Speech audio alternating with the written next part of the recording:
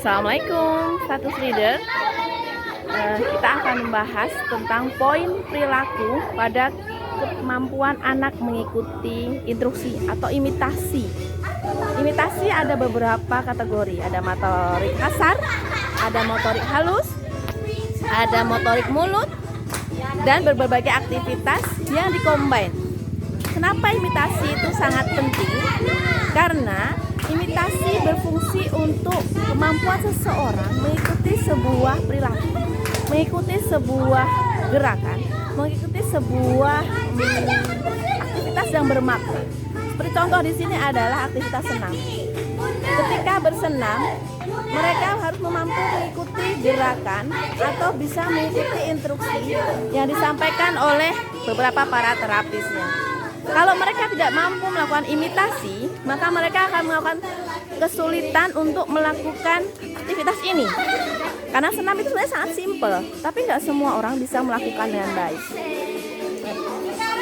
Contohnya mereka untuk mampu bergerak, berputar seperti ini. Ini perlu materi kemampuan imitasi. Maka imitasi itu sangat penting dikuasai oleh seorang anak untuk mengikuti materi-materi berikutnya lagi.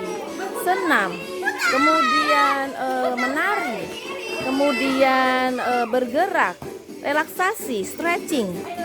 Kemudian mereka nanti bisa menulis, kemudian nanti mereka bisa olahraga. Itu perlu kemampuan imitasi. Seperti itulah pentingnya status reader.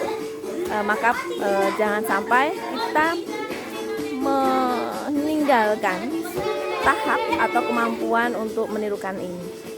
Assalamualaikum.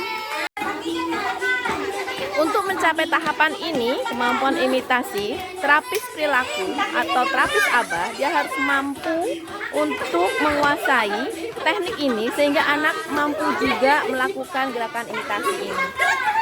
Fungsinya adalah ketika nanti mereka sudah mampu mengimitasi gerakan mudah, sederhana, maka mereka mampu mengikuti imitasi gerakan yang seperti ini.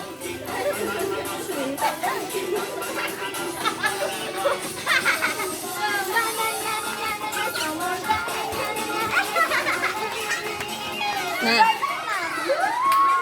seorang anak berkebutuhan khusus yang sudah mampu melakukan gerakan ini, tentunya mereka melewati tahapan mengikuti kemampuan imitasi yang sederhana-sederhana yang diajarkan oleh terapis di dalam ruangan itu. Penting sekali dikuasai, sehingga mereka akan happy, mereka akan senang, mereka akan mampu meningkatkan kemampuan personal sosial mereka. Sensori integrasi melatih seorang anak untuk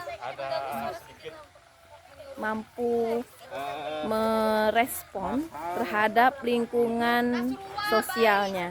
Mereka belajar untuk memahami bagaimana rasa rumput, bagaimana rasa tanah, bagaimana rasa becek, bagaimana rasa batu. Hal itu mampu membuat tubuhnya merespon dengan baik. Salah satu aktivitas taktil yang kita lakukan atau sentuhan, sensori sentuhan adalah dengan cara merayap dan merangkap. Aktivitas ini merupakan aktivitas yang sangat menyenangkan, membantu anak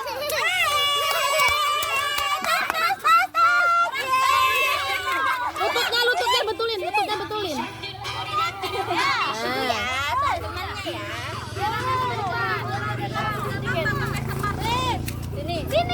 Penting sekali mereka belajar untuk mengenali tekstur, mengenali sentuhan, mengenali rasa, sehingga mereka mampu mengenali alam, mengenali lingkungan, dan dia mampu merespon stimulasi-stimulasi yang diberikan oleh lingkungan sekitar. Alhamdulillah, sensasi sentuhan tadi dengan cara merangkak melewati terowongan tadi sangat dinikmati oleh anak-anak kita. Mereka ada yang histeris, ada yang senang, ada juga yang mereka belajar perlahan-lahan. Nah, latihan berikutnya adalah taktil dengan sentuhan jari tangan, membuat cap tangan, atau kita melatih finger untuk melakukan gerakan-gerakan motorik tangan. kita akan lihat keseruan mereka untuk belajar mengenali tekstur dari kita bikin dari kunyit. Ya, kita bikin dari kunyit.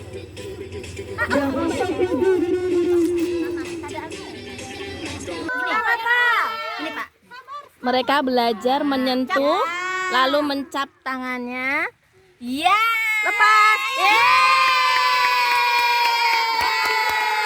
Bergeser. Sekarang Dito. Ya, gilirannya Dito. Cap Dito. Lepas. Geser. Gilirannya Nasrullah. Mereka sangat antusias sekali.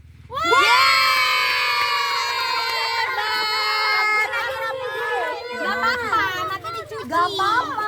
Nanti cuci tangan, ayo. Semuanya gak ada yang takut, Nak. Di sini lagi, Nak. Di sebelah sini. Di sebelah sini. Belum ada. Cari yang kosong. Nah, sini.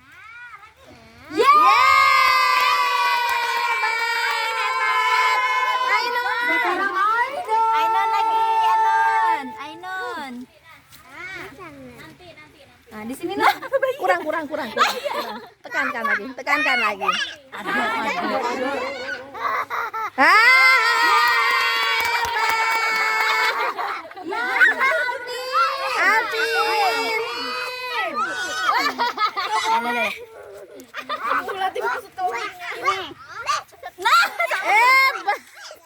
Nah, ulangi lagi ya akhirnya Nak ya.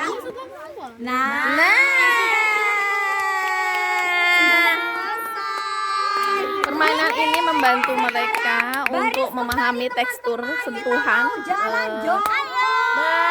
terhadap kemampuan mereka untuk melatih rasa sentuhan, baik itu rasa sentuhan kasar, lembut, lembek.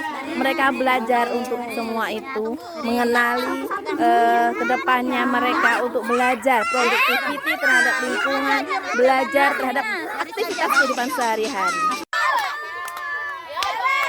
Latihan berikutnya adalah kemampuan anak untuk melatih sendi-sendinya, merasakan gerakan untuk melakukan aktivitas jongkok, kemudian mengerti batas dan baris. Nah, mereka belajar untuk mengontrol tubuhnya, melakukan gerakan-gerakan yang sesuai pada lingkungan.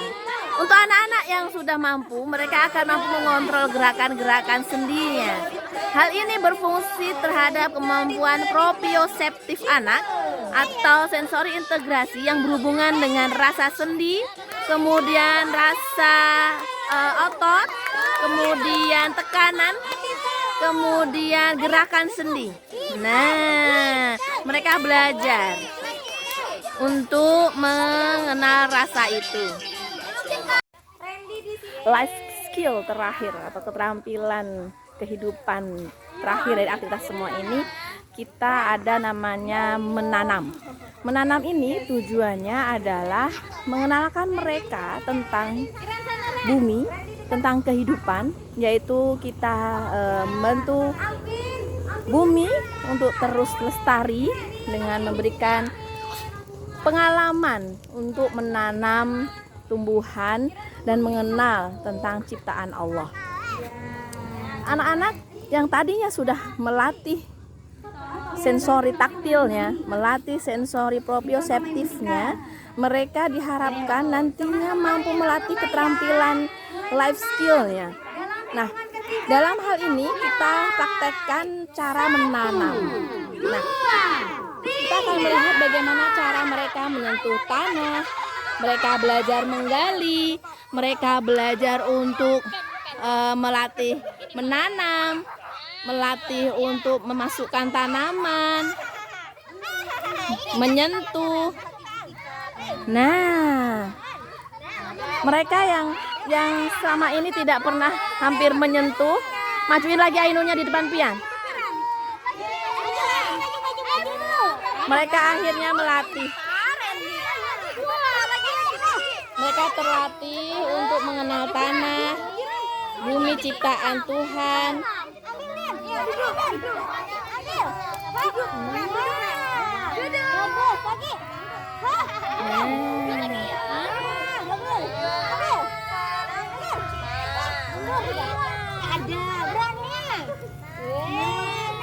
Mereka yang tidak terbiasa untuk dilatih oleh orang tua atau orang di sekitarnya, mereka akan mengalami kesulitan untuk beradaptasi. Tetapi ini sudah lumayan jauh, mereka akhirnya mampu, meskipun mereka harus mengalahkan rasa takut, mengalahkan rasa jijik, mengalahkan rasa tidak suka terhadap sentuhan-sentuhan tekstur tanah, becek, bunga, tanaman. Tetapi mereka belajar berani dengan kemampuan sensorinya mereka memproses dalam diri mereka untuk mampu menyelesaikan aktivitasnya. Luar biasa sekali.